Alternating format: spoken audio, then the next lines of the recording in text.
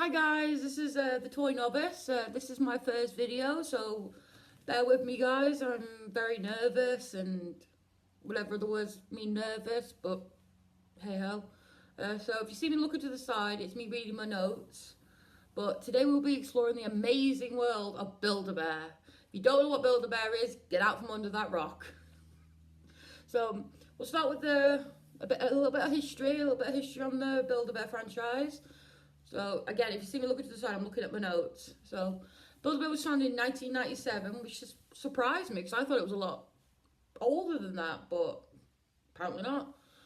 And it was founded by a woman named Maxina Clark, who was actually 48 when she came up with the idea for Build-A-Bear. And she actually came up with the idea when she was inspired when she was unsuccessful in finding this beanie toy when she was on a shopping trip with some of her friends, which I find fairly interesting. The first store itself was opened in October of the same year in St. Louis Galleria Mall in Missouri. So it's an American company, obviously. If you didn't know that, you know that now. I actually didn't think until now. And the franchise quickly grew exponentially, big word, swallow the dictionary, has now over 400 stores worldwide. And I know there's one here where I am. It's up in town, and I go into it literally every time I go into town. Now back to the facts. Now, between 2012 and 2013, roughly, Bab, or Build-A-Bear, Bab is short for Build-A-Bear, struck a deal with the wildly successful company Hasbro, which, side note, if you didn't know, Hasbro is the third most successful company in the world toy-wise. Mattel's number 1, Lego's number 2, Hasbro's number 3. Boom, more you know.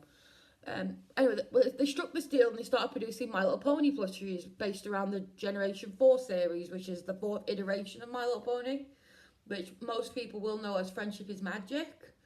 But that's what I know it as, and it's the one I personally grew up with. I probably growing up, I was like a teenager when it came out, but never too old for toys. Anyway, this character line included the popular characters like Rainbow Dash, Pinkie Pie, Twilight, Applejack, Rarity, even the princesses like Celestia and Luna.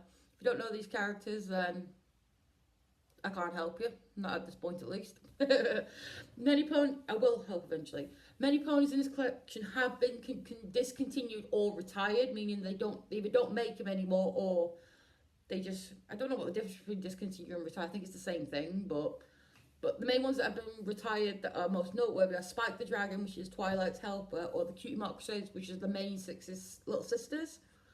And they've been fully discontinued and they haven't been seen in store for years. I don't think they're coming back anytime soon.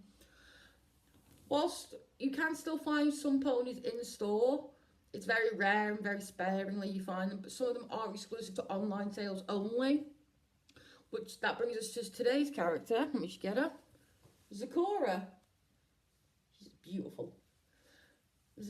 In the My Little Pony G4, G4 meaning Generation 4, Zakora is a character that talks in rhyme, which is really, really cool. It's really cool in the show. If you haven't watched it, you got to go watch it. It's really funny.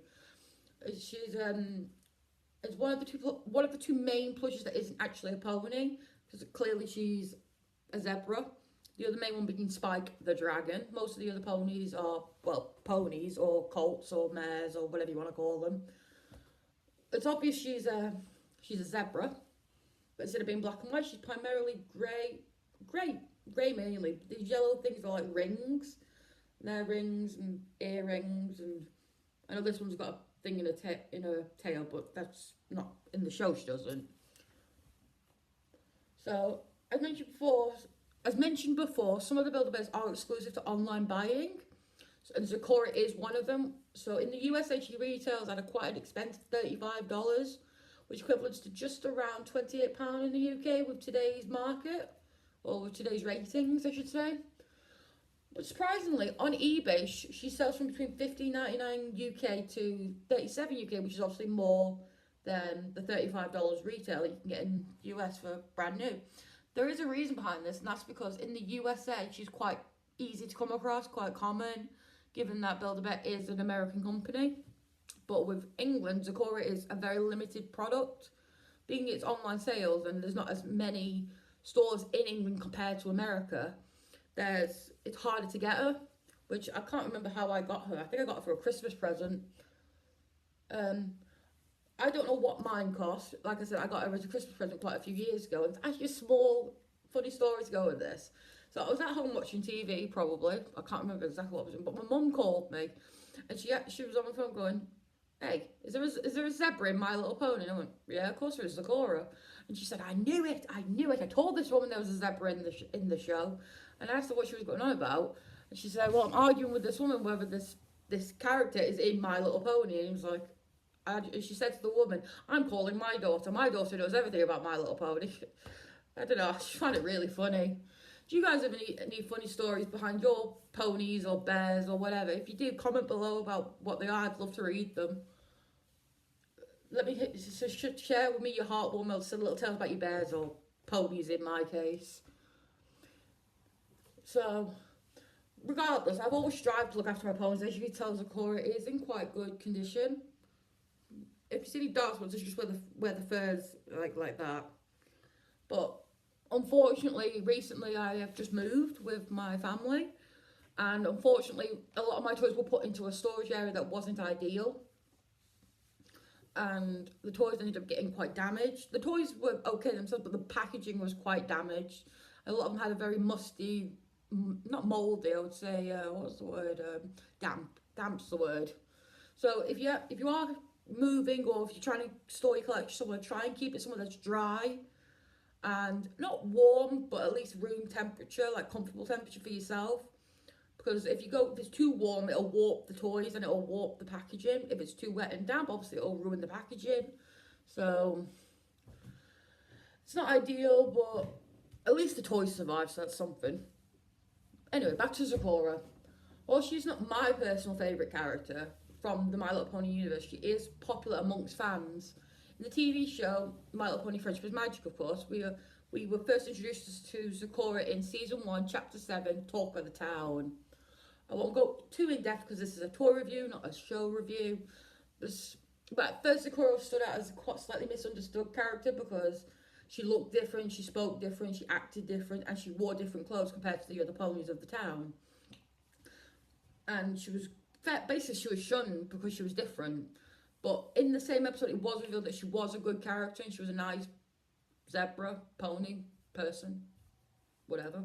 She was a nice zebra and she was kind and helpful and all that stuff. But the main part I'm trying to get across to you right now is that in the show, with My Little Pony, they always tried to portray good messages for kids, even for adults. Because, like I said, I was a teenager when I was watching My Little Pony. Sad, I know, but oh well.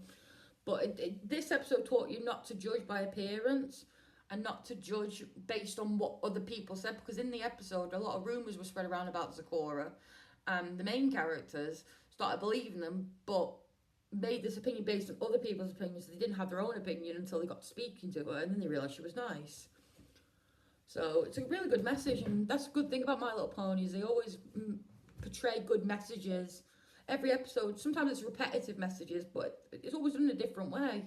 So it's really good. But anyway, that's the end of our first look into Build-A-Bear, its history, and one of the products, Sakura, of course. Oh, one thing I forgot to mention is that in the My Little Pony universe, a lot of ponies have these things called cutie marks, which is a mark similar to this. But in the My Little Pony universe, only ponies have what's called a cutie mark. This seems to be more tribal, which is very fitting to Sakura's character, because when she speaks, she's got a very tribal kind of way of speaking.